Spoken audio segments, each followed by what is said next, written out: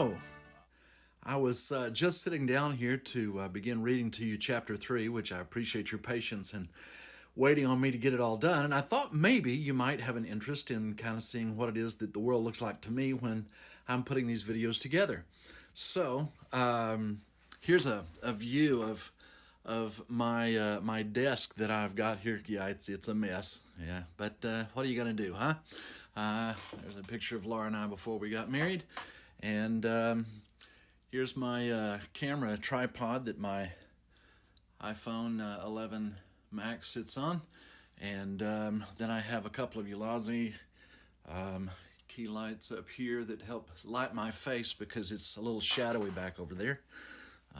There's a duplicating machine that I use to make duplicates of CDs, and then up here is my library of books, and then, of course, the view of the studio that you guys are accustomed to seeing around the other side.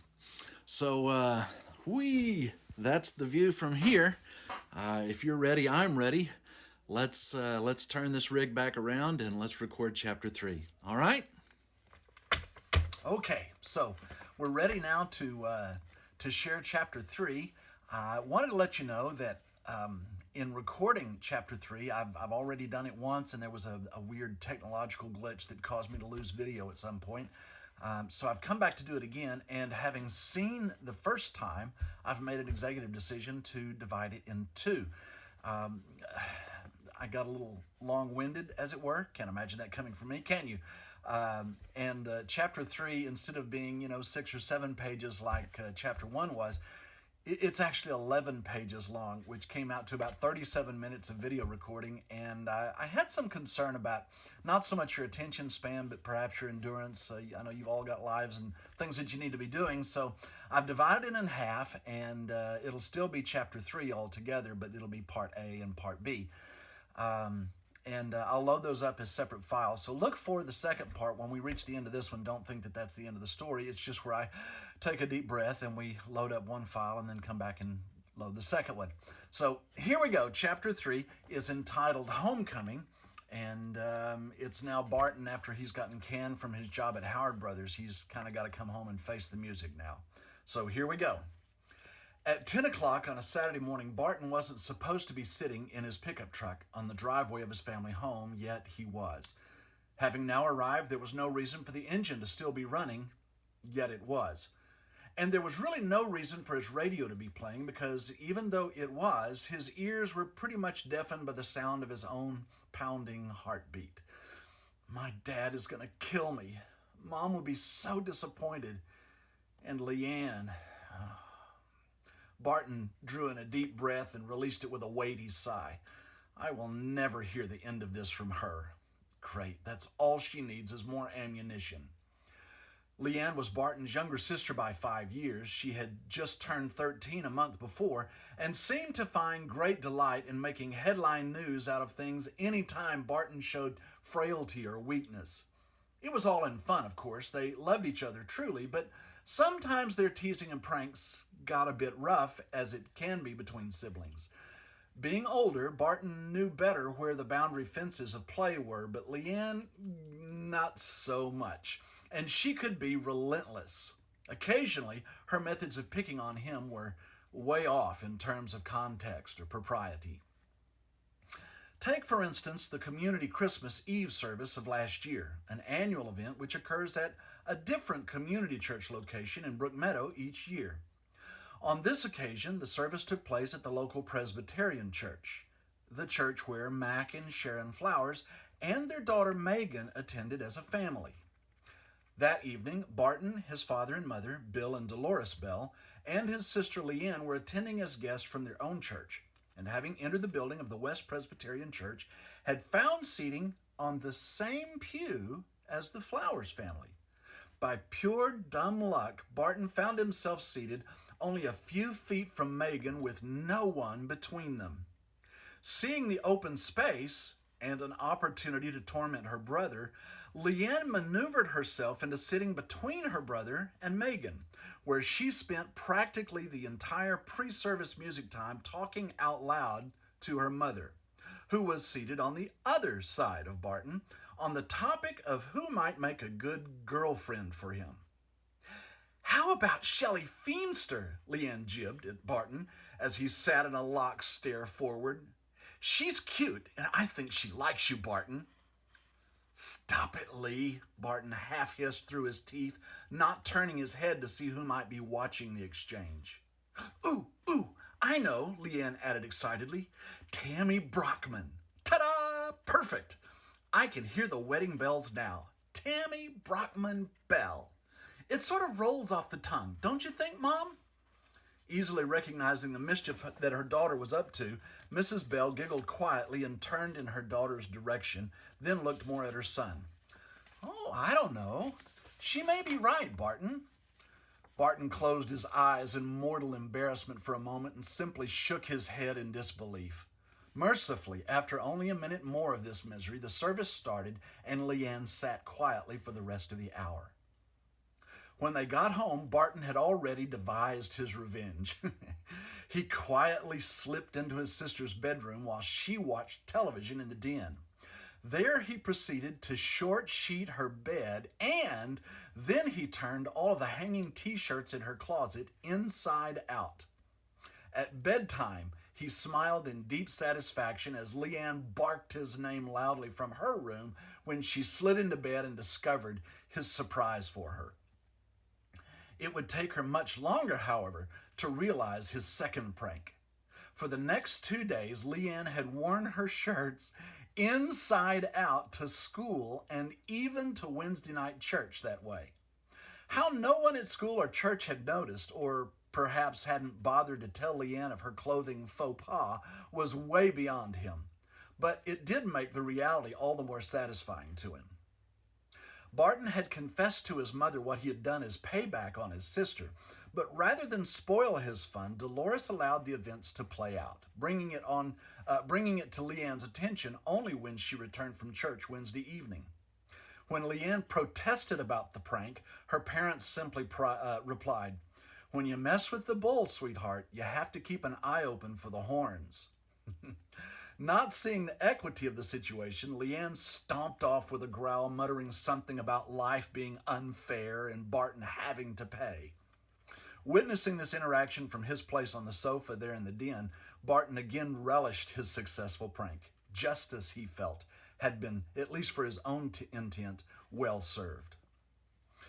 Despite several months having passed since then, Barton was pretty sure that the prank battle had not reached a truce and was confident that Leanne, hearing that he had lost his job, was going to blow any sense of a ceasefire wide open. He dreaded going in the house. However, as the morning sun continued to rise, the growing heat in his unair-conditioned pickup cab made making the decision to go in a bit easier. Barton gathered his resolve, turned off the pickup's engine, and climbed out of the cab, relatively sure that life as he knew it was now over. Reaching the front porch, he paused momentarily, then grabbed the steel pipe handrail with his right hand and pulled himself forward and up, skipping the step between the porch above and the sidewalk below. Stopping at the door only long enough to take in another deep breath and blow it out, Barton opened the front door with great trepidation, fully expecting to find his parents seated in the living room waiting for him. Stepping into the house, Barton braced himself for their lectures and scolding. The room, however, was empty, save for the family cat, who raised her head only to recognize him as a safe entity, and returned to her nap in the recliner near the piano on the west side of the room. "Thank you, God," he said softly to himself, not seeing his parents, as he gently closed the front door behind him, hoping not to further draw attention to his revival. His attempt was in vain. "Barton, is that you?" "Yes, ma'am," he replied, still in the living room, and offering no further information as to why he was at home at this hour. Dropping his truck key on the coffee table, Barton hesitated briefly, then joined his mother in the kitchen where she was working on lunch. He stopped short of joining her by the stove and sat instead in his chair at the dining room table without conversing further. "So, you've had an interesting morning," Dolores stated, breaking the lingering silence, but not turning her head or attention away from her preparations. "I guess you heard, huh?" Barton replied somberly. "Mm-hmm. Mr. Howard called, probably before you had even left the store. Spoke to your father." Spoke to your father. The words echoed in Barton's brain and deepened his dread. His mother turned from her work at the stove, moved to the pantry, and after only a moment returned with a yellow onion and a few potatoes. Back again at the countertop beside the stove, she produced a cutting board and retrieved a paring knife from the knife drawer to her left. The silence of the moment was broken only by the sound of the knife cutting through the potatoes and hitting the wooden cutting board. Barton rose from his chair and moved to his mother's side, standing directly in front of the warm gas-flame kitchen stove. "Where is Dad?" he inquired, distracted only an instant by the aroma of the chicken cooking on the pot in the back right corner. "Oh, he's out in the garage working on something or other. The lawnmower, I think. You might want to go out and check on him." Although her son was standing right beside her, Dolores didn't look up from the onion she was now chopping. Barton noticed the absence of her gaze toward him, and it added to his regret. "Yes, ma'am," he replied once more and turned, walking toward the utility room door, which would lead to the entrance of the garage. Just before Barton left her presence entirely, Dolores laid the paring knife down by the last fragment of onion and called out to her son. "Bart?" She turned in his direction. He stopped and turned to face her, standing just short of the utility room. "Sometimes life brings us hard lessons, but they're important lessons. We are wise to slow down and sort through what it is that God needs us to learn before we move on. Do you understand?" Barton lowered his gaze to the linoleum covering the kitchen floor. "Yes, ma'am," and adding after a moment, "Does everyone have to learn and face such hard lessons?" Dolores' face softened and she stepped forward to give her son a needed hug. "Yes, sweet boy, we must all go through difficult times. It's a part of growing up. Everyone makes mistakes, and everyone has habits that if we don't fix them, can really hold us back in life." Releasing Barton from the hug, she took her son by the shoulders and looked him in the eyes, taken once again by how tall he had gotten over the last couple of years. "You're going to make it through this, and you will grow wiser from it. Just keep in mind that your father and I love you very much, and that generally," Dolores released her son's shoulders and mussed his hair with one of her hands. Then giving her hands a quick rinse at the sink, she returned to her cutting board before continuing. "Not today, mind you, but generally you make us very proud to be your parents." Barton half smiled and attempted to repair whatever damage she'd done to his parted hair. With her back toward him again, Barton instructed him further. "Now, go check on your dad and tell him lunch will be ready about 11:30. "Yes, ma'am." Barton turned again from his mother and moved toward the garage door, opened it, stepped through to the side of his father, kneeling beside the push mower that Barton had himself grown very familiar with over the last few years. Only last week it had suddenly stopped running while he was mowing the grass just outside the back fence. Despite his best efforts, he'd been unable to get it restarted. His father now looked up from working on the mower's carburetor and acknowledged Bart's arrival.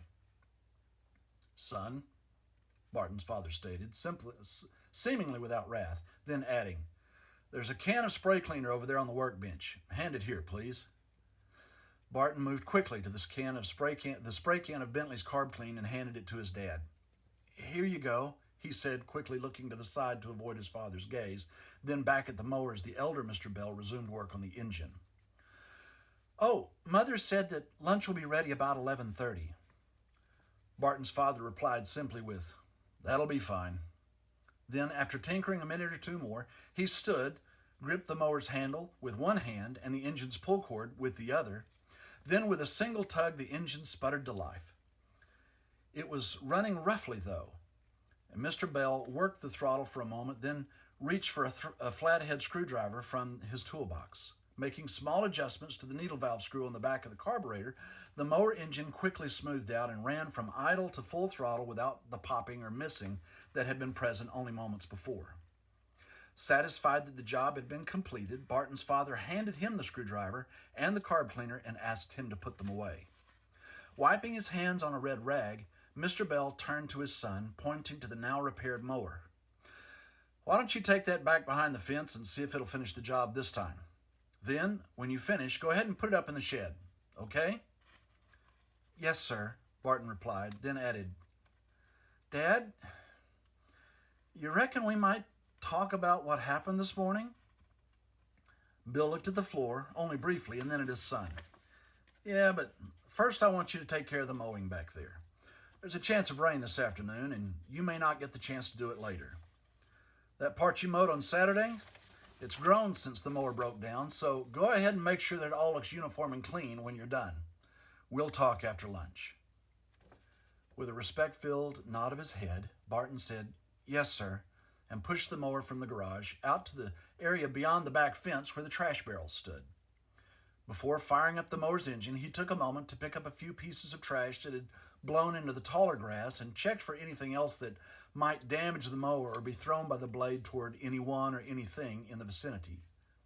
With the mower now running, Barton adjusted the throttle to the appropriate level for the grass to be mowed and set about mowing the area near the fence. Finishing up, he noticed that the middle of the alleyway running past their yard was also becoming overgrown, and the grasses up next to Joel Klingman's fence, their neighbor directly across the alley from their own yard, was also needing tending. So he mowed those areas as well.